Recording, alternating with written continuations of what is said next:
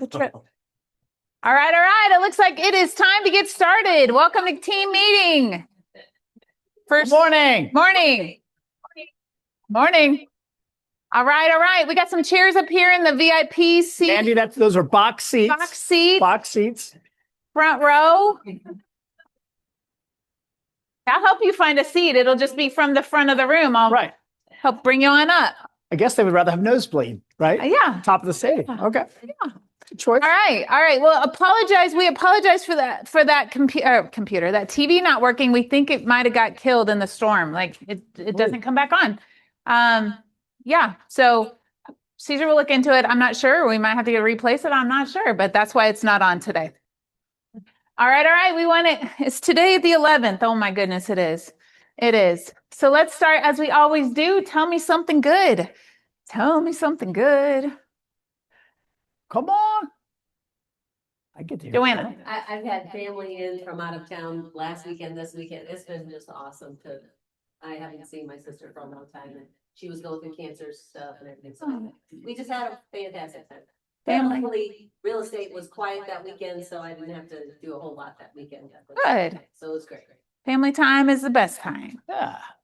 So very good. Miss Kay. The people that were at the social group for the hamburgers and hot dogs and the fun game. Yeah. Hey. Yeah. It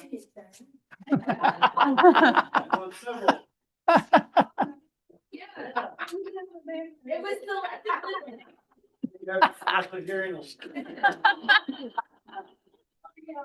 Oh yeah. My gosh. Yeah, if you missed the end of summer bash, that was it was a fun time, and we appreciate Laura Crotty for taking the lead on that. She's not here, so when you see her, tell her thank you. There was others involved as well, but that was a good time. So I'm glad you mentioned that because it was a great time. What else do we got? Something good, Paul.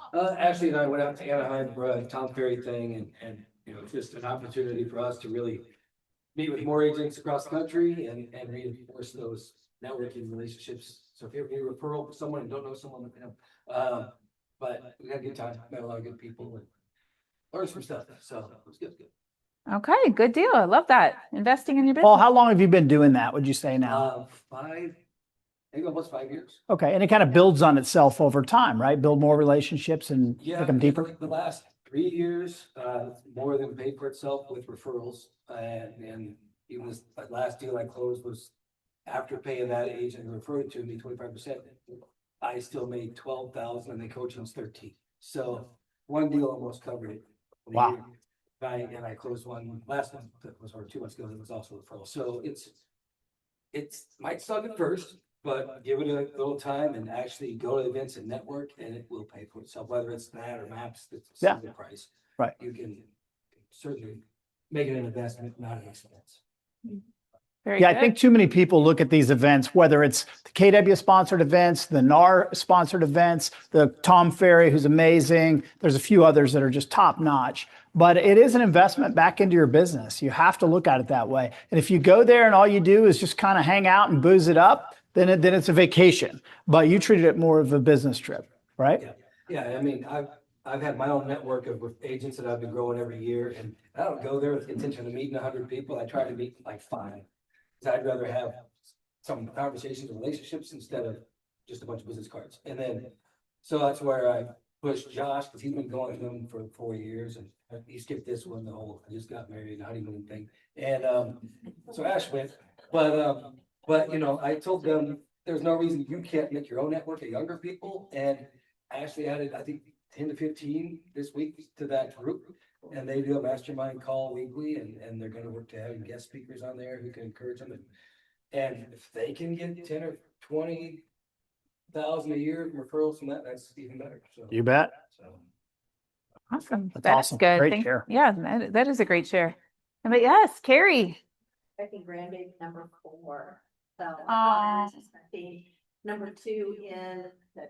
Okay, congratulations. That's You exciting. don't know if it's a girl or boy. Okay, I don't mind. very good. Very good. Josh. Got a listing of Independence, been on the market 90 days. My client, there's a flip, did a price drop a week ago. He said if it's not under contract in a week, he's gonna take it off the market. And he's probably just gonna hold it as a rental. Got him to agree Friday. It's like, hey, we got some showings this weekend. Let's push it till Monday. Said, all right, well, if we don't have any offers Monday morning, take it off. And then yesterday morning, and I was working with the guy over the weekend trying to got an offer, send it now. And we got it Monday morning, so we're going under contract. Good. Today, he said he was gonna take it off the market. Wow. As soon as it happens. Great. Still gotta get through everything. Yeah. Better late than never, Yeah. right? Yeah, that's true. That's true. All right. Anybody else? Anybody got kids going to school? Is that a good thing? That's a good thing? That's a good thing. Yeah. We've got one going to college this year, so we'll take her down to Tulsa and get her moved in. That's later today. And then I think our younger son starts next week. So here we go. Here we go. Anybody else? Something good. Yes. This weekend, we went to Lynn Creek, Missouri, and my boys shot in a state 4-H shoot, and they did really good. What did he shoot? Sporting clays, shotgun. Yeah. There's different categories, but they did really good as a team. They finished third, the boys together, and then in the top 10 as well. So Nice. In the state. That's really great. That's awesome. Yeah. Yeah. Very, discipline. So. very great. That's great. That's amazing. Your boys are great shot. Very Cass County thing to celebrate, by the way. I love that. I love that. All right. Moving on. Let's hear from our beloved vendors. And let's start with Kaufeld. So come on, Lisa. Give it up for Lisa. up, We need some Lisa. energy in here. Here's our cute little microphone. You gotta pinch it. There you go. Oh, Perfect. pinch it? What's that? You don't have to?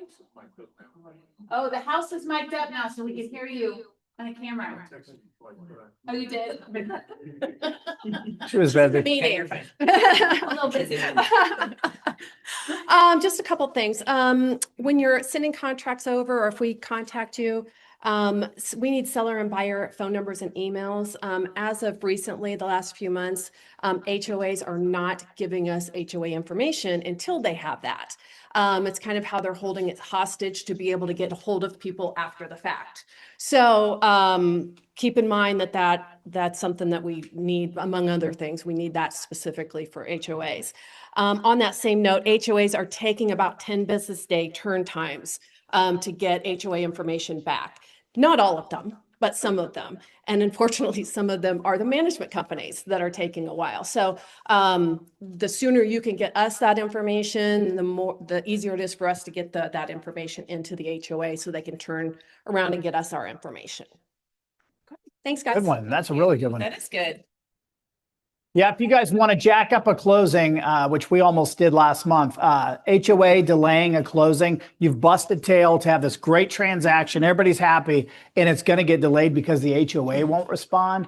And had we just gotten that information earlier, we could have averted that. I would suggest when you first set up a file, if you're working on the seller side and you have an HOA, have all that information right then. That most of your escrows are 30, 45 days in that range. That should be plenty of time. Very good. Great tip. All right, Todd Branson, come on up. Give it up for Todd. And apparently, Todd, we can hear you through the microphone, so you don't even have to hold. No, you don't. Cool. I want to talk about something super exciting. FHA flips. We talked about this several times over the years, but the rules are unique and I do a lot of them. So we have it down to a science as a company. But who in here has done or had a listing that the seller has owned it less than 91 days? Most of us in here, especially the O'Connors, because they buy and sell their own houses, right? So FHA is the only loan program that actually cares about how long the seller owns the house. 20 some years ago, we did when new construction started to have some difficulty. A lot of builders would purchase your home if you bought theirs. Make sense? There's a trade. We did them all the time. Why I did them all the time. Well, FHA came in and saw a lot of fraud involved in those quick turns because you could close on it today at 32,000 and sell it for 132 tomorrow. They found out there was a lot of fraud involved in that. So they wanted to put a limit put a minimum time frame the seller could own it. So they came up with 91 days. So Trisha and I have had several of these in the last few years. We have one going right now. She goes, by all means, talk about me today. We have one going and not everybody understands it. And if you have a listing that you know that it's a flipper, most realtors know the rules now. But if you don't know them, certainly you can reach out to me. I'll walk you through it. But we had one that was probably on day 55 to 60, something like that. And seller got it ready, got it under contract. Day 91, we require you to rewrite the contract. Redate everything. So FHA wants you to do it on the 91st day. So in other words, you gotta own it 90.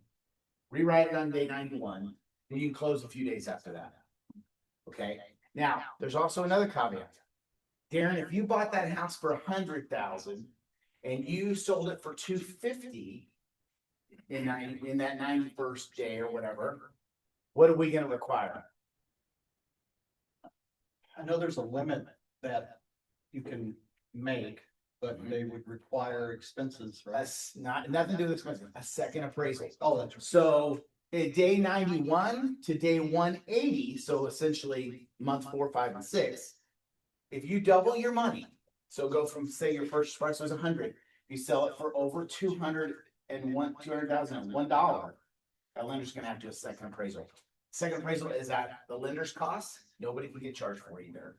So it sucks, because when I see a $600 second appraisal come in, I just go straight against our bottom line, we have no way to charge anybody, okay? But it's real important that you know the purchase date. Tricia and I, our deal, the listing agent was wrong by 4 or 5 days. And I immediately went and got the closing disclosure or whatever the form is that they call it when the flipper bought the house. I look at the date. I asked ChatGPT, I said, Chat, what's 91 days from this day? And it gave me the date, right? And I asked it 3 times, still scared it up. And so we had a date. It's this date, particular date. That'll be the day we rewrite it. Underwriter agreed with me. Yeah, the listing agent actually was like 5 days later. He was using the recording date as opposed to the day it bought. Yeah. And the J's the day it bought, just FYI. So anyway, that comes up. If you don't know, if your buyer's buying a house FHA and it's like, this house is so cute. Damn, this house has been redone. I love it. Find out how long the seller's owned it. Because if they've only owned it 50 days or 40 days, you've got to wait. If the buyer's going FHA, now if they're going conventional, no one cares. Does that make sense? Don't let that bite you, because it'll bite you. Yeah. So when you're counting days, do you count the day of the contract as day 1, or is it the next day? And when you're counting close, is that including that day, or is it the next day? Okay. Tom and I I'm gonna go do back and this. forth and we don't know. May 15th was the purchase date. I went to chat and I said, what's 91 days from May 15th? And it gave me the 14th of August. Okay. So that's the day that I can rewrite the contract, send it back to the underwriter, and then we can close within a couple days of that. So it does not count the first day. And I just asked Chad. So if I did it on hand calendar, which is how I roll, I would do 91 days starting the day after. So the day after plus 1. But it sounds silly to get into that minutia. I'm telling you, if you get a deal that's a domino and you find out from the lender that says, we're getting close to next freaking month, whatever day, then it kills your entire dominoes. Know that going in.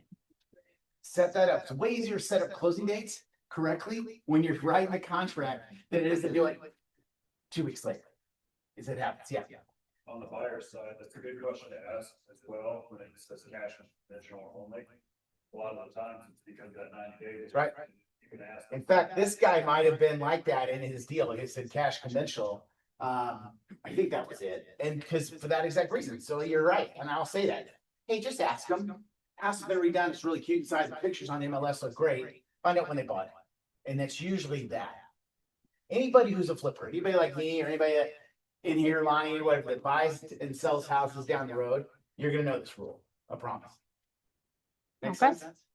Awesome. Any other questions? Sorry, it's one more time. We got, 91 days, is that a date of new contract or is that date closed? No, new contract rewritten 91, Okay. and then you're a few days after that. sweet. Okay, sorry. Christine. Where's Lisa? Oh, yeah. Yeah, I mean, I think it kind of comes down to whenever you have somebody who's redone a house that's had a lot of work completed, contractor completion. Title companies always want to make sure that they're not going to be hit with a, crazy lien 30 days after closing, so they want that intent to sell. Or they may require that you go in and have somebody research all the bills. I know we did that in new construction where they'll send that little retired banker dude in there and he'll go in there and he'll go through all the receipts and make sure everything's paid. Again. It's not a title thing, it's a state requirement. Oh, There we go. yeah, I blame it on you. I know. 100% title. I was just assuming it's blamed on me and then I could direct. Yeah. Sorry I took so much time. You guys, I'm not kidding, especially in today's world with all the dominoes we deal with, know that one going in. Because if one of your dominoes is day whatever, it's day 57, you got to do it at 91. Also know how much they pay for it. You got to do a second appraisal, then there's going to have to order that and give them time to get it in. All right. Thanks, guys. Sweet. Good Thank you, tip Todd. there, Todd. All right. Buffy Watterson with Royal Roof. Buffy. Come on up, Buffy. By the way, Braden did a great job in your absence last week. He did a great job. Yeah. I just want to let you guys know, we have kind of extended our hours of inspection from 7 a.m. to 7 p.m. just to help, right now. My guys really don't want to be on roofs during the middle of the day if they don't have to be because of the heat. Because we're doing a lot more scarring of roof. We are, that people are doing inspections during the heat of the day. So just want to let you guys know that. I also brought some fun treats today. It's a dog toy with some custom dog treats. If you have a dog, make sure you grab one. And then if you don't have a dog, there's some Scooby snacks for you. So anyway, if you guys need us, let us know. Oh, thank you. All right. We appreciate you, Buffy. And she always brings those cute little treats and pop buys for us. So appreciate that. I don't see any other roofers, any other vendors. And so I think we're going to move on. And I know Can we talk Rusty's- about vendors real Yeah, quick? please do. You guys, last week, I think it was, we had Cloud Minkler Painting come in and talk. Let me just introduce himself. So what we're trying to do is see if there is a need to have at least one or two more vendors. And really where we want these vendors to go are to provide services that we utilize collectively regularly. Like, for example, I would say 1 out of 3 houses that we list, we either need a full paint job or some painting done, right? Would you guys agree that that's pretty common? Yeah. The second one we've identified is flooring, whether it's hardwoods, whether it's tile, whether it's the LV, whatever, carpet, obviously.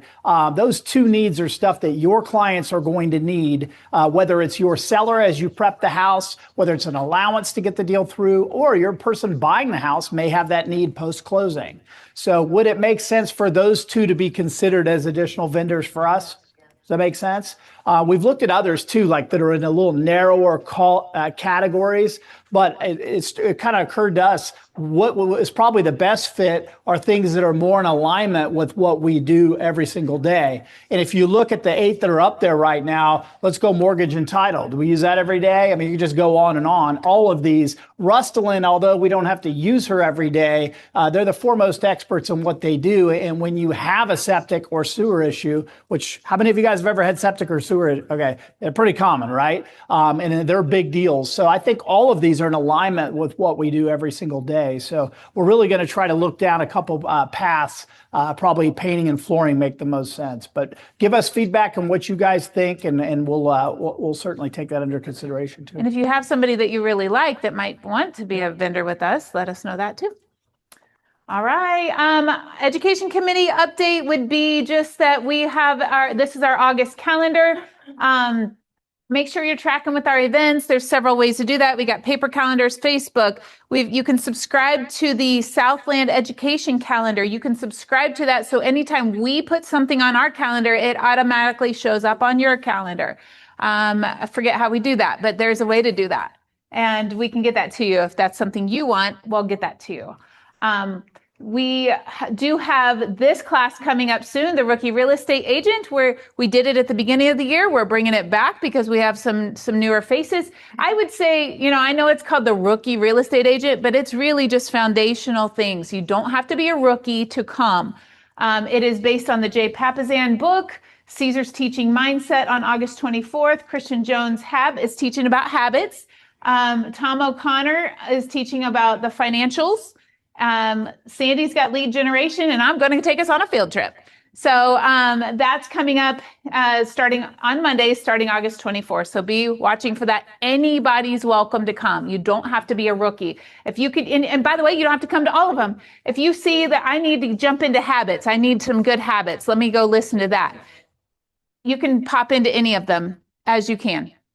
Let's see. We do have this bonus CE class coming up. I told you we wouldn't have any more, but here we are. Having one on a Friday, August 21st. How many of you have already renewed your Missouri license? You're already done with it. Okay, I'd say a little under half. So that means maybe you just haven't, done it yet, or maybe you still need some CE classes. If you need some elective credit, maybe jump in on this one. Also, another thing is, invite any other agents that you know, Platinum agents, EXP agents, Remax, all the agents. If you know people that might still need CE credits, we're in this thing together, invite them, they can come. And we had 8 agents from other brokerages at the last one, and it was really cool to say, hey, we're all in this together. Y'all need your CEs. Let's, come on over to our place and get some CE credits. Not to mention, it doesn't hurt to get them in our building and in our world a little bit. And maybe, they see what we do over here and they see how we interact with each other. I believe our culture is second to none, and just bringing them over here, they can see it for themselves. So just keep that in mind. This is open to anybody. We do have our career night coming up August 27th. So if you know anybody that's thinking about or wanting to learn how to get their license, send them, bring them, take them here. 6 p.m. I will go over what it takes to get a license and what that looks like. How much does it cost? How long does it take? All the things you may not remember. That's not your job to remember. Just bring them on over. I'm happy to talk with them about that. August 27th. All right. Buyers, sellers, and open houses. What do we got coming on the market that you want to tell us about? What listings we got? You want to highlight? Let's go, guys. This is the meat and potatoes. There they go. Caitlin. Somebody wanted to be first. Saturday, we have a listing in Archie that goes live at 300,000. It's a 4-bed, 1.5 bath. Cutie Pie on Texas Street. So Okay. it's on Saturday. Saturday in Archie. Mm-hmm. Joanna. It's already live, but it went live on Thursday. It's 2250 Southwest Forest Park, Place in Lee Summit. Winterset Park is the neighborhood. It's over 5,000 square foot. It's a corner house, 2-story across the street from the swim team pool. It is an awesome house, finished basement that is like top notch with a wine cellar and all that. So it's really nice. If you over 5,000 square foot home, it's big. So if you've got anybody, it's 650. If you've got anybody, please send them my way. All right. Great listing. Great listing. Paul. I've got a 3-bedroom, 2-bath manufactured home between Clinton and Warsaw, near Tightwad, but it's a Clinton address. Had it under contract, one showing under contract. The septic tank won't be done before closing, so the buyer backed out. Getting done, septic tank's getting replaced. It's going back active probably later today. So it's a nice place. It's in a little neighborhood called Sky Village. But it's the house across the street back up to the lake, and then it's got its own private ramp. It's a neat little private neighborhood. So it's 250. 250. Okay. Carrie. Our latest flip at 115 Bryan goes live tomorrow, maybe Thursday, I can't remember. 242.5, it's got a new roof, newer HVAC, landscaping's all been cleaned up, and put a new deck on the back and put in sliding glass doors out the kitchen. LVP throughout upstairs, with the exception of the bedrooms, and then we've got brand new carpet in there, new paint, interior, exterior. Nice. All of it. Yeah, it's really cute, and it's over near Belmont Middle School. Okay. 242. Gary, how long have you owned it? Under days, I think. No, June 4th, we had looked at June 4th is when we closed on it. So if you have an FHA buyer, talk to us and we'll talk to you. There we go. Last chat. Mandy. I have one coming soon in Grandview, super cute, completely updated, open floor plan. Could be an Airbnb, because there's a separate entrance in the basement as well for $325 next week. Nice. Okay. Josh. One on Pryor and Lee Summit went on the market, I guess a week and a half ago. Had a few showings, they didn't open, my dad, sister did an open house Saturday, had about 30 families come through. Wow. So prime spot, but I think 26 of the 30 families were nosy neighbors that have seen this dump for 30 years and want to see what it looked like now. So it's, we're at 825. They put 250, 300,000 or so into the remodel, so it's 78% new house, 40 by 60 shop on 3 acres, at least on the west. It's really, I mean, it's pretty spot on. It's just at that price point, be less. Yep. So then we've got one coming later this week, the whole opposite end of this of real estate. It's gonna be like, I think we're coming, it's Ashley's listed, 3-bed, 1-bath. On Overton and Independence, mostly updated. Affordable. So she was coming back there. I think we're going to market 145. Okay, So 3-bed, 1-bath and Independence. sweet. Thank you. Good job. Tim, I've got a 3-bed, 2-bath ranch with a 2-car garage in Raytown. It's got a brand new kitchen in it for $250. Just went live on like Sunday midday. okay. Good deal. Yes, Teresa. Soon, and it is, Red Ridge and Blue River. Mhm. And so, it's over half an acre and, it's a beautiful ranch, brick ranch, lots of updates inside. Does have some finished space in the basement, a very large level lot, very manicured. And as they look out, it looks like just a green space out in front. So it's very charming. And so it's gonna be listed at 367, 2 bedrooms, 2 baths, and 1566 square foot on the main level. And it has solar panels. So 40 grand for the solar panels, which we know that appraiser won't get that. So we're gonna list it at 367. Okay, cool. Jake, I've got a buyer looking for a reverse or ranch walkout, 650, and prefer a way more peculiar area. okay, At least on the Main Street area as well. nice. Okay, Over 60, so other communities is fine too, villas, things like that. okay. Very nice. Stacy. Buyers, I have a similar buyer, but they're, kind of focused on Creekmore, anywhere from Line of Creekmore. Go somewhere. Heaven, depends on what it is, and they'd like a reverse as well. So, yeah, it's kind of been all over the place, but now he wants Creekmore. Okay. Good deal. I don't know, I have to figure that out. I think they could probably swing it, but. What other, do we have any other buyer needs? Josh? Three bedrooms, under 200, Harrisonville, not a turn. Good. Not much for options, but that's. What we gotta have. I think I'm gonna put that in the Facebook. Okay. Not a turn. Darren, is that all right? In our private page, Just put your phone number, put Darren's phone number. Teresa. Fire 300, 400, Olathe, Overland Park, Lenexa area. They would like at least 0.25 acres. We looked at a few things last night, didn't really find anything. So if you guys have anything coming up, let us know. Very strong buyers, ready to go now. Very good. Okay. Lonnie, you got anything? Yeah, we went pre-MLS on a 6-month-old house here in Raymore. I forgot which subdivision it is, but 5-bedroom, 4-bath, all above grade, 2-story, 3-car garage, full walkout, unfinished. These people custom built it. It's in the low. They built it for like 525, 528. So we're going on the market at 550. And it's brand new. I mean, they lived in it for 6 months. She's a physician. She just got assigned to a hospital on the East Coast. Big, pay jump. So they didn't expect to move, but here's a house that's been untouched, essentially. So if anybody's got new construction buyers and they want something already ready, available and ready to go, and it's a 5-4, which means for a 2-story house, that means all bedrooms are typically up. This has one of the bedrooms on the main floor. It's not as big as the primary/master, but it's a nice big bedroom with its own ensuite and walk-in. So it could be an office, could be a bedroom. So if it has that situation where they have mother-in-law that has to live with them, she would actually have her main floor quarters, that kind of situation. Okay. Something to think about. Cool. Yeah. All right. If you got anything else, let's throw it in the Facebook group. Let's hear from our broker Darren. Give it up for Hey, Darren. Darren.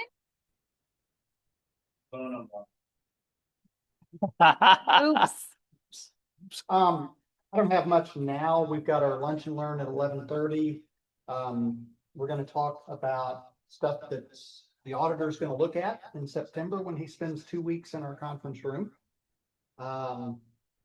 He doesn't make any decisions. He reports all that stuff to the commission. We probably won't hear back from them until, I'm guessing, February. So, and that's when they gave us notice that they were gonna give us an audit. So kind of a long process. We're also gonna cover, a little bit fictitious names and, nicknames and aliases. So there's a difference between the two, different way to go about it and to notify MREC which one you've done. So. Very good. All right, Darren. This is Chick-fil-A for lunch today. So if you've already RSVP'd to come to the lunch and learn, we will have lunch for you. If you didn't RSVP, please still come, hang out. I don't think we've ever ran out of food. So chances are there'll be plenty. I think it'll be fine. But we want you here. We want you to learn about the audit. Darren's really doing a lot of work for us on this. It takes a lot of work to walk an office through an audit. And so, is that That's our auditor. our auditor guy? He'll bring in. Yeah. Handcuffs. I was like, you said we won't hear back till like February. I'm like, what are we going to hear? Well, let's go. All right. So, yeah, I like the background. That's our office right here, right? I think that's funny. I appreciate you, Darren, and please make time to hang out with us today. I have a few things for us. Have you ever run into buyers that still think it's 2008, sellers that think it's 2021? I still think I'm 25. And the market doesn't care what any of us think. I just saw that and this week on Facebook, and I thought that's actually really good because what happened in 2008? Yeah, right. So the buyers could pick up cheap properties. Sellers, what happened in 2021? That was post-COVID when over list price by like a lot of money. Yeah, I was 25 a long time ago. And yeah, the market doesn't care what any of us think. So that's what I want to, let me move this out of our way. I want to talk about the market. We always hear about, oh, there we go. And I'm going to just click on through. I'm trying to grab this. There we go. Okay. The market doesn't care what any of us remember. And let's see, it doesn't care what your seller paid for the house. This is what we got to do, right? We have to walk this fine line because remember, our sellers think it's 2021. Do you realize 2021 was 5 years ago, almost 6 years ago? That was a long time ago. Lots changed since then, but it doesn't care. The market doesn't care what your seller paid for the house. The market doesn't care what their neighbors sold for 2 years ago. The market doesn't care what this estimate says. It doesn't care what your buyer wishes the interest rates were. The market doesn't care. And the market doesn't care what we think it should be doing, right? This market is this elusive thing that is like, where is it? Where's the market? How do we find it? So I want to talk to us about that today so that you as agents know how to navigate the market, okay? The market is simply going to tell us what it's doing, okay? What that means, it's our job to learn how to listen. The market is speaking always. We have to learn how to listen. And so our job, we don't necessarily have to predict the market. We just have to learn how to read the market. This is weird. I'm used to looking at that screen back there, so I'm going to have to check behind us. Because how many of you have a crystal ball? Please don't tell me if you do. I got one. I don't want to know what goes on at your house, but I don't think we have crystal balls. And if we do, I don't think they really work the way we saw that in like I Dream of Jeannie or whatever those shows were and those cartoons and all of that. So we don't have a crystal ball. So we don't know exactly what is going to happen. But what we can do is we can study, much like a meteorologist. They don't know exactly what the weather's going to do, but they study certain metrics, right? They study the barometric pressure. They study temperatures. They study the radar. They look at patterns and all the things.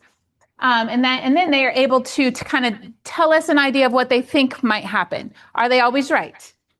Are they rarely right? It depends. It depends. Yeah, sometimes they're rarely right. Well, that's kind of our job. We are the meteorologists of the real estate market. We don't control. There we are. And so we got to read the market just like they have to read the weather. We don't control the market. We just need to read the indicators. Now, I don't want to get ahead of myself, but so when people ask you, how's the market? Do you know that's a hard question to answer? That's a hard question to answer because there's a $250,000 market in the Belton area. There's a $600,000 market in the Lee Summit area. There's a first-time home buyers market. There's a the seller's market. So when someone asks you, how's the market? You might want to ask them, which market are you talking about? Which one? Then you might be able to answer a little more educated. But if we just start spewing things, we may or may not be right. And so the answer is, which market are we talking about? So there are 5 vital signs of the market we can study. These are like a meteorologist studies all those, like I said, the radar, the barometric pressure, the temperature, that kind of thing. Well, in real estate, we read the indicators, and these are the 5 vital signs of the market. Number 1 being inventory. Inventory is not just how many homes are available. Yes, that is inventory, but it goes beyond that. We have to ask ourselves, is the inventory growing or is it shrinking? Because the inventory tells us about supply. It tells us what's going on there. Another metric, another vital sign, days on market. We've talked about inventory. We've talked about days on market. So none of this is too earth-shattering. But ask yourself, study, how long does it take a house to sell? What are the days on market increasing or are they decreasing? If the days on market go from 18 to now 27 to 36 to 45, something's happening. The market is speaking. Something is happening here by studying the days on market. Okay. Another vital sign, list price versus sale price. Are the houses selling for over list price? Maybe under asking price? And then how much below? Is it 2% below, 5% below? What's the list price to sale price ratio? We can find all this stuff in the MLS. They pull these stats for us. So we got to dig deeper because the headline price doesn't tell us the whole story. Yes. Can I add something here? This will come up at some point, especially if you guys do any interviewing for listings. I almost lost a listing last year and I didn't know why. And then I found out later why I almost lost it. But an agent simply went in. They knew they were interviewing me. And Jenny, put her list price to sale price ratio and average days on market. And both were impressive. She was like 99.5%, average days on market like 12. And mine was like 97% a list or whatever, and average days on market 20 or 30 or whatever it was at the time, right? So that made that agent, if you're the seller, you'd probably say, hey, that girl's kicking that guy's butt, right? So at first glance, that's what people think. What we have to do is educate them and show them why that's absolutely not the case. Okay, does anybody know why that might not be the case? So if Silas says, hey, my listings sell at 99.5% of list and they sell in 10 days. Yeah, Tim. Could be price point. Could be. Could be a more affordable price. Possibly. Could be he only has a few listings and you have 100. More numbers, yeah. What's that? Pricing. There you go. That's the path I usually take. Is I always go, hey, by the way, if you go in and Google what to ask agents, this is one of the things. Ask them their list to sale price ratio. So I immediately know mine's not going to be all that impressive, and that it's solid. Trust me, it's better, but probably better than the overall market. But the reason that doesn't matter, Mr. and Mrs. Seller, is the following: If an agent has an amazing list to sale price ratio and all their listings are selling way faster than the market, are they really trying to extract as much money for each of their sellers like I do? Okay. I prefer to try to get you the most amount of money, even if that takes more time. Okay. You think they're going to like that answer? Something to think about. Has anybody run into that? Trust me, know your numbers because somebody might be using that against you. So I had to go back and kind of look at my numbers. I hadn't looked at them in a while. But looking at that, I might have really considered Jenny too, given the way that was presented. Does that make sense? It makes sense. Yeah, guys, people are they're gonna shine the light on the numbers that make them look favorable. You have to understand the pros and cons of looking at it that way. Okay, it's really, really important. Almost all of our listings, I give people a range, you guys know that. We go at the top of the range, even above that, even if that causes us to take more time because we're trying to extract the most net dollars to the seller. And that may not make the list to sale price ratio look all that in a bag of chips. And certainly the time might not look all that great, but guess what we did? We probably gave the seller the best chance to get the most money in the marketplace versus throwing it out there at this price and it popping right away. Todd? Would new construction skew that a little bit too? Sure can. Yeah, that, a lot of times. Construction skews a lot of this. Yeah, new construction, especially the build jobs they write, which to the days on market is 0. I've always argued that whatever we see for days on market for the Kansas City Metro, and then we look at Cass County separately, is skewed by the new construction market. You also have a bunch of $500,000 listings that close at 530, so those are going to go, 5% above market and things like that. But just know really where I'm going is understand what these numbers mean, and really if you can explain that to a seller and say, hey, if that's important to you, I want to let you know why you might want to reconsider. The people that really have these amazing ratios sometimes are not going out there and hustling for the top dollar for the seller. Boom, you get hired, trust me. Yep. Another thing, yeah, Jake. Silly question. But you calculate how did you find your list of sale prices? Did you have to calculate manually? There's probably a faster way, but we actually took the time to kind of grind on the numbers. Yeah, I'm sure there's a faster way than the way I do things. Tell you later. I still got the calendar on my desk, by the way. Something else that the headline price doesn't show you. Did the seller agree to make major repairs? Did they give seller concessions? Did they, maybe they gave a buyer a rate buy down? Like there's different things you can't just take it at number value, you dig a little deeper. Another vital sign is new listings versus pending sales. Like how much inventory is coming into the market compared to how much is being absorbed. I'll tell you about that in a minute. Well, I'll tell you about that now. Let's say there's 100 houses that come on the market this week. Let's just pretend 100 houses come on the market this week, but only 50 of them go pending. So that means there's still 50 there. Our inventory will grow, right, at that pace.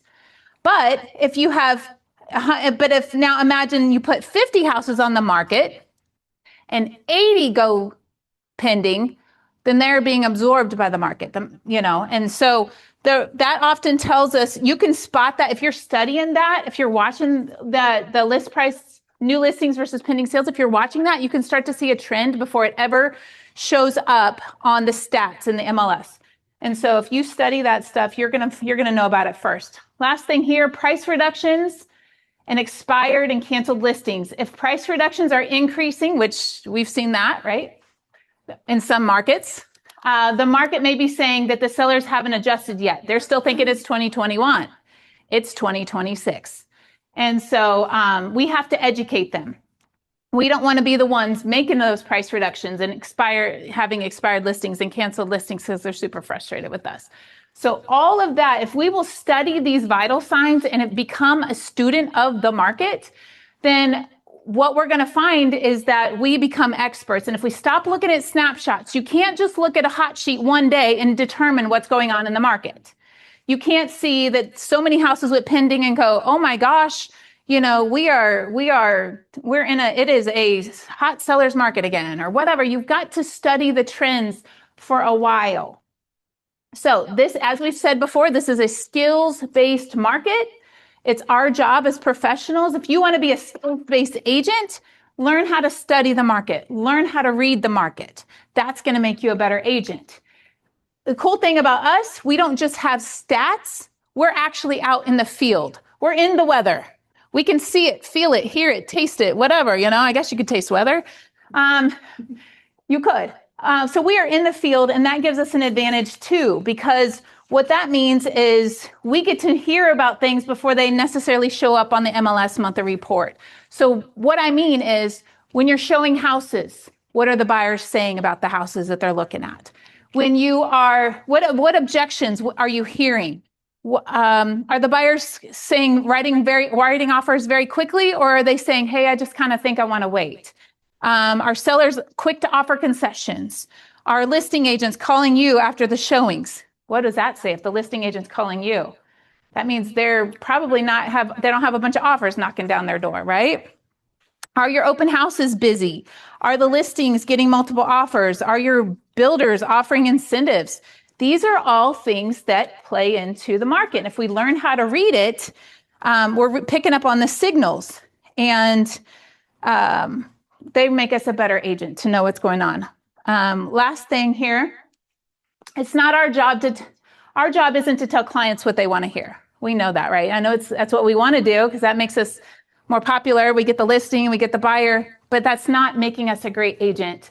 Here's a conversation. Check this out. If you had told your seller, hey, seller, there are currently 14 homes competing with yours. 6 homes have reduced their price already. The average days on market has moved from 21 to 38 days.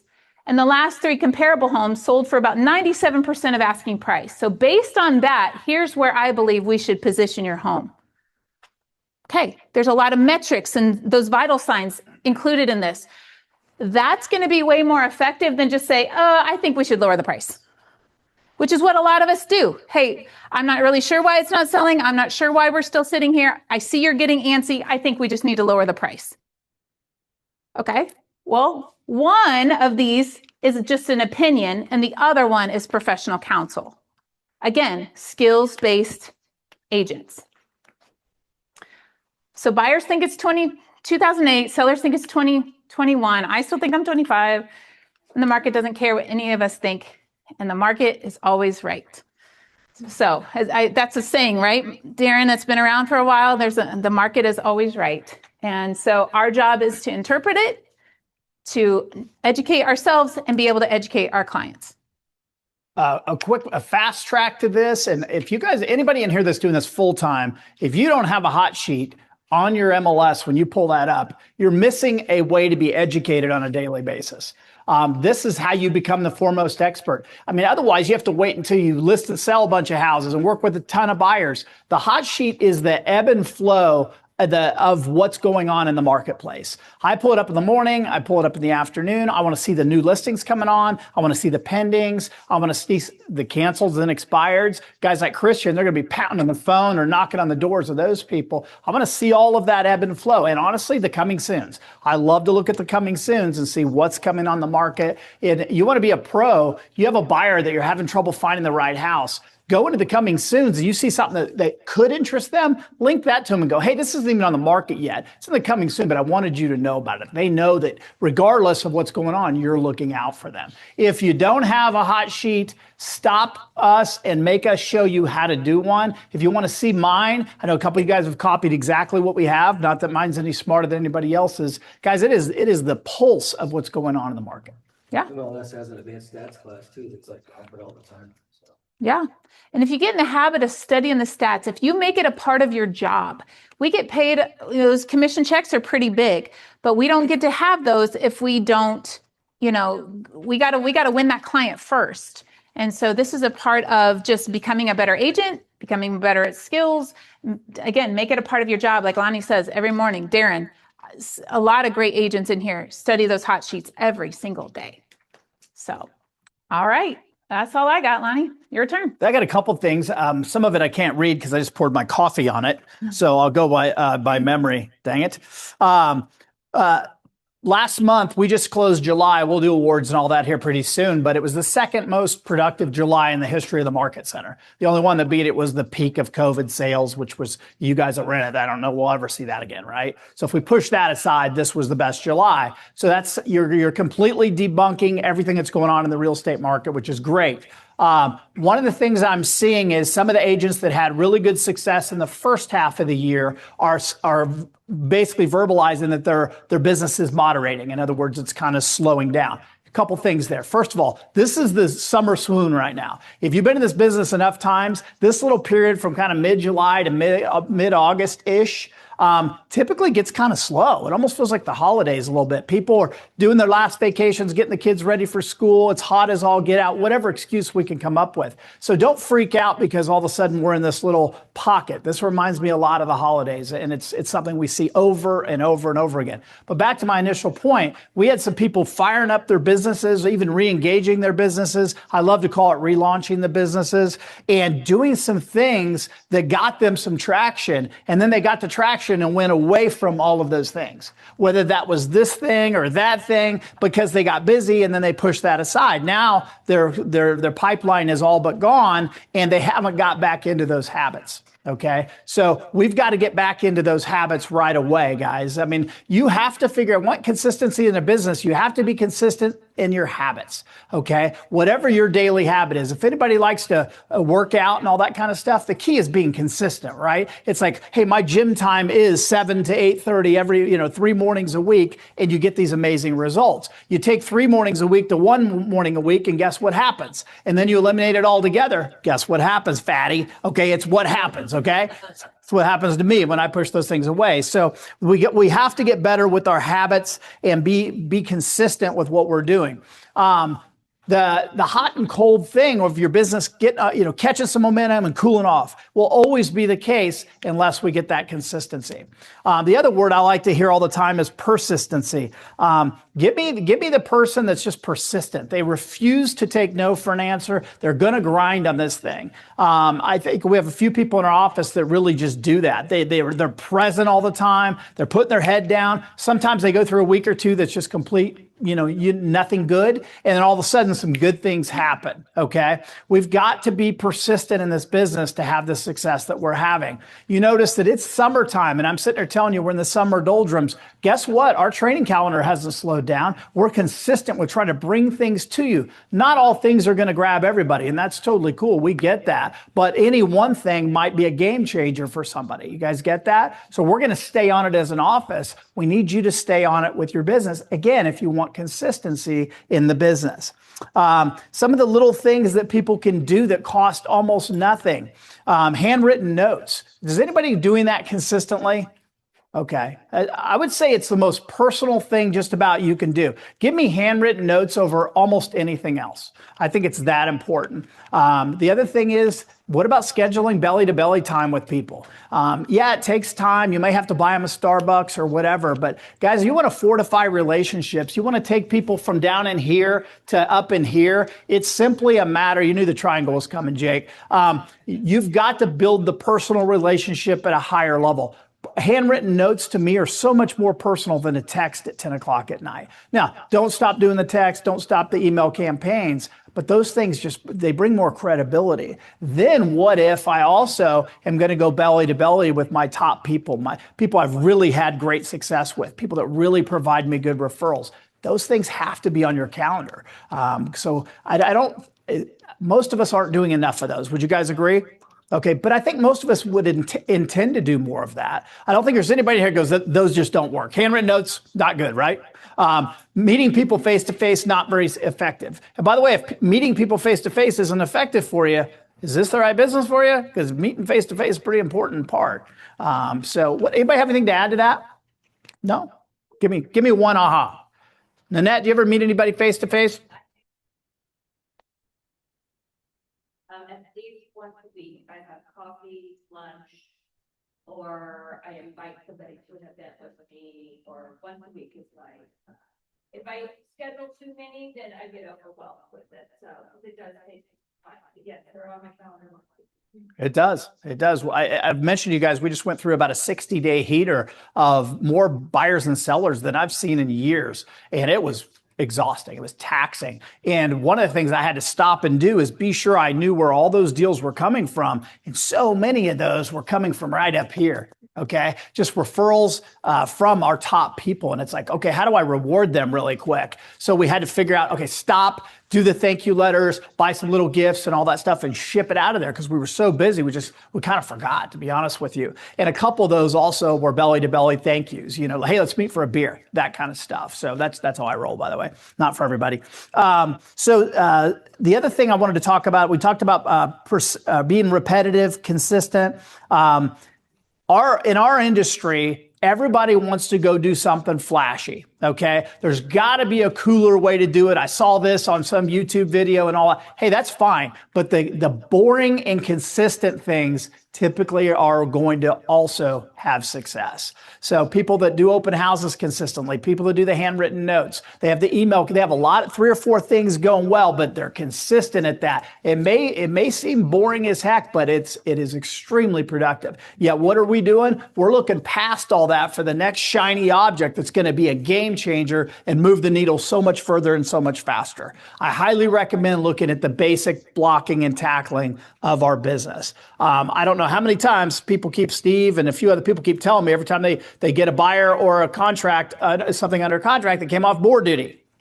Board duty. How much does board duty cost? How much do we charge for board duty? $30. $30 a board duty. Okay. Not a bad idea, actually, if you think about it. It's like if you give away something for free, people don't value it, but charge them and they do, right? By the way, if you ever have an old dryer and you put it out in your driveway and you say, free to anybody that takes it, it will sit there. Put $10 on it, somebody will steal it. That's how that works. So where was I going with that? I lost my Consistency. All right. I had a root canal yesterday afternoon, so a lot of drugs. Don't go after the flashy thing. Just Yeah. consistent. Yeah, the consistent things. But board duty is free money. It's a free opportunity. If you'll come into the office, which we highly recommend and all but require. Yeah, you got to be in here to do it. Good. That's how we always should do it. By the way, if somebody walks in and you're on board duty, be sure you're presentable. Be sure you're ready to engage them and have a conversation with them. That's going to be real important too. But multiple times last week, we had leads come in on board duty and we had no one signed up for board duty. Okay. I was like, I don't know if those are good leads or bad leads, by the way. There's no way to determine that. But we have several of our agents, especially dual career agents, if a call comes in on their listing and they're busy, they will say, please give that to the board agent. Okay. That's a free lead, guys. It's a free lead. Okay. We have that going on all the time. So how is there a possibility in the world that we don't have all those spots filled? Oh yeah. I just don't. I don't know that anybody's on board duty today. If you are, I think today's. Okay. There's a day this week. Maybe it's tomorrow. I think it's completely open. And by the way, if you go 0 for board duty, I used to call it, because by the way, I call Coldwell Banker, I set up for every board spot. If there was ever hey, who needs it? Lonnie will take it. Who needs it? Lonnie will take it. Because I just looked at it as a free roll, guys. But if you're utilizing that time, Paul's not going to sit here and just hope somebody walks through the door or calls. He's going to be working on his business and in his business. And then if those things happen, they happen. Okay. So it has a compounding effect. But we have those opportunities that I think we look past. I think a lot of you guys are doing open houses. You're certainly posting a lot of open houses. Did anybody do one last weekend when it was hot? Did you have people? Yeah. It couldn't be a lot hotter. I golfed in that and almost passed out. Yeah. We had over 40 people with us. 40 people at his. 5. And that's a real high-end house, right? 6 on Saturday, 12 on Sunday. 6 and 12. We had a 10 on Sunday. Okay. That's great. Anybody come through there that you think you may have picked up a true lead of some sort? Okay. Sometimes no, though, right? All right. I did a lot of open houses. But if you don't put yourself out there, if you don't put yourself out there in open houses, board duty and those things, I can assure you what the results will be. Okay. It will be a goose egg. So are we doing those? Is that part of our business plan as we look at what we want to do every week and every month? If it's no, by the way, that's fine. Then what is your plan? Okay, what are we doing? You got to have something going if you want consistency and things like that. I hear everybody's goals, and the goals are amazing. I love to hear them, give you guys knuckles. And when I see the activities to achieve the goals, they don't line up. Okay, they have to line up at some point. So that frustrates me a little bit. And some of you guys just wing it. And you still have success. I was not that person. I had to be a little more structured for this to work.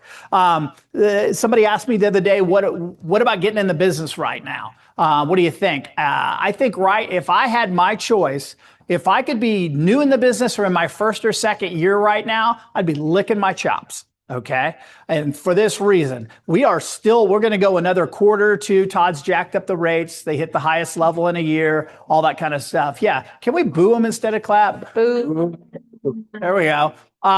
So that's putting a governor on the national sales. We're going to fall at 4 million again for the 4th year in a row, all that stuff. Gary Keller says, truly, we're in a national real estate recession, which just means flat and boring. That every month we do that, we're pulling the spring back even further and further and further. And eventually it snaps and it's Katie bar the door. Realtors are on fire. Okay. You won't be on fire if you don't know what you're doing. If you don't have the systems in place to handle the business, I can assure you it will not work for you as well as it's going to work for everybody else. So we've got to understand that we have to have the systems in place and the habits in place to take advantage of that. If you wait till that thing spring goes, then you're going to be a hot mess express, and you're either going to miss out or it's just going to run right over you guys. Who was here in 2021 and 22? Okay, a lot of you guys. That maybe not quite the frenzy we saw because it was so crammed into such a short period of time. But when we're talking 3, 5, even 7 years of amazing run in real estate and price appreciation. So imagine 25% more sales and values going up 4 to 6% a year.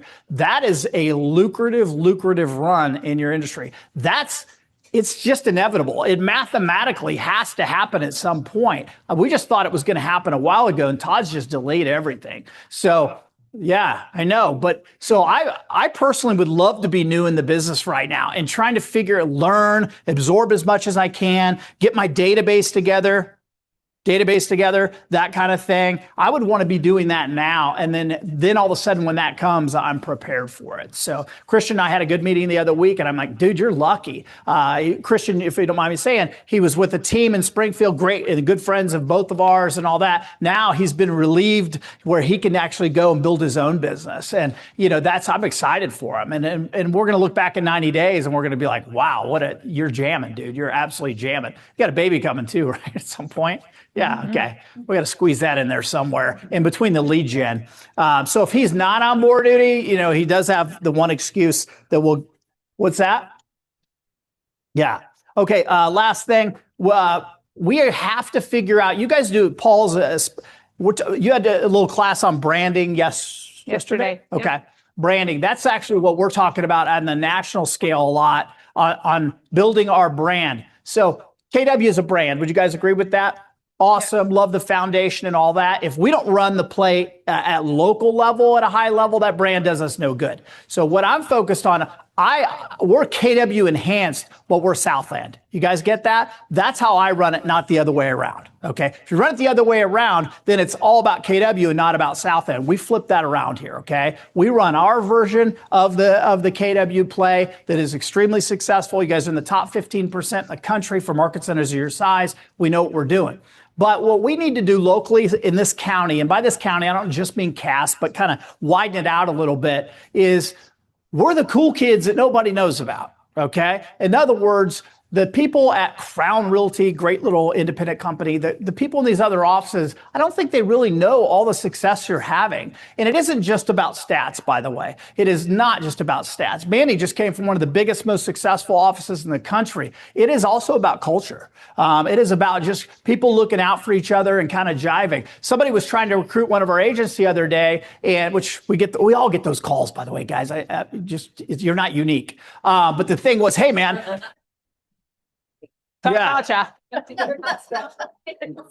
I always like to listen and go through the whole thing. I think it's kind of fun. But we have 350 agents, and we have the third top agent in the country at our office, blah, blah, blah. And guess what? We do team meetings twice a month, and 50 or 60 people are there. And I'm like, yeah, 350 agents, you got 50 or 60 people at a team meeting. Your team meetings stink. Okay, sorry, nice way to say it. But we have a lot of cool things going on that when's the last time we took a picture from here about our Tuesday morning team meeting? When's the last time we shared our mastermind call out there to not just the real estate community, the general public? People want to get to know you guys and see what you're all about. There's 100 backpacks here somewhere. There's 50 in Amber's office. There's 50 up there. I didn't get an update on Reese Nichols' effort for this, but I think it was still 0, right? 0. Okay, and Crown Realty, and I could just go on and on. Guys, you're doing some special things. But if we don't tell our story a little bit better, you're not really leveraging it like you should be. And by the way, we don't do that for the publicity, okay? But can't it be good at both? Is that fair? Okay, I think I insist upon it. I know the work that was involved with the committees and different people in the office to make this happen. We deserve to leverage that, okay? I want that out there on social media. I want the public to know what we do here. Are you guys good with that? So think about that when you see things that you think others need to know about, because if it helps you, it helps all of us. Every time Jake goes and plants a sign, it helps all of us. Every time Sandy does it, it helps all of us. It's all about our impact in the local market. Okay. So think about these things differently. Like I said, you're the cool kids, but I'm not sure everybody knows you're the cool kids. Okay. So that's up to you if being cool is important to you. It's cool to me because I want you to go on that listing appointment where you are competing and have the upper hand before you sit down at the kitchen table. Not be on a 50-50 plan. I don't like 50-50. I want my people to go into those meetings with an advantage, and they would almost have to muck it up to not get the deal. Okay, to not sign the buyer, to not sign with the seller. I think people need to know that. I also recommend, as you do your personal marketing, incorporate more of these things in there. People do give a hoot as to what you're all about and the fabric of who you are as an agent and why you're with the company that you are. The last piece of that is you guys support each other in a way that sometimes we just step back and let you help each other. It's crazy what we have going. If you would have told me 10 years ago, we could get the synergy we have in this office, and it kind of seems like it's just growing. It's getting wider. There's more people helping each other and all that. It's pretty darn cool. It's really, really cool. How do we get that out there? It's hard to explain that to others of what you guys do. Give me some thoughts on just that. I'd love to hear just some ahas. No? Nothing? Well, I will say we're working on telling our story more on the public Facebook page. So feel free to go grab stuff there and share it. Feel free to, if you have something cool, pictures you took, videos you took, send it to us. We'll post that. You know, we are in this together, and if we can leverage each other's material and content and, you know, just share the load, that would help, because we're busy doing other things. We're not necessarily content creators, but we can tell our story because it's a cool story to tell. If we have something cool and it's easy to share, I'm going to share it. If I have to figure it out, I'm probably not going to. That's just me, not real tech savvy. But you guys, that it comes real easy for you. There's no excuse not for you to post something and go, look at the cool thing our office is doing for our community. I'm so proud to be in business with these people. Mm-hmm. Something, it doesn't have to be that, but something along those lines. Guys, that's just more and more street cred for you and your business and within your database. Remember, we're defending these people at all times, but every time they see you and think you're cool because you are the cool kid on the block, you have more and more credibility. There is always a percentage with everybody in your world that if they had to sell their house tomorrow, there's a percentage assigned to whether they hire you or somebody else. So I want that percentage to be as high as possible at any given time. Yep. Oh, by the way, if anybody, where's Laura? Is Laura here? She is. Oh, yeah. Hey, I didn't see you down there. Sorry about that. I've been thinking about this, and we need a minimum of 12 people. If 12 people want to have the guts to do a workshop with me, what we're going to do is we're going to work on our triangle. You're going to have print your database, and then we're going to fill in the names in each category. In other words, we'll have a big triangle for you to work on, and you'll be able to do what I've done. I basically have my families all in here. Okay, does that make sense? And if nothing else, it'll cause you to immediately take your database that's a hot mess, and you'll be able to rank them into these 3 categories. And then, like I said, I'm going to work with Becca on having a pre-printed thing where you can then just plug in the names. We'll have a drawing and an award out of everybody that's here, so there'll be some kind of fun things with it. So it's probably a 2-hour deal. There may or may not be food, but we need at least 12 people to really justify the time and effort for doing that. I've already done it, so I get to sit there and help you do it. If anybody's interested, let us know. Very good. That's all I got. The backpacks, if you want to go pose with a few pictures of backpacks, you can do that. We've got them. They're leaving. Laura and Rusty are taking them to the school districts tomorrow, so they will be leaving. I have other pictures of the supply drive. We're waiting for that delivery to happen so that we can put it together in like a video. If anybody loves editing videos and putting those things together, come see me, because I'm not that good. And would love to partner with somebody if that's something you really like to do and it's easy for you. That's all I got. That's all I got. All right. Darren's up next at 11:30. So take a little break. We'll transition to the lunch and learn. We'll start at 11:30. Awesome. Thanks, guys.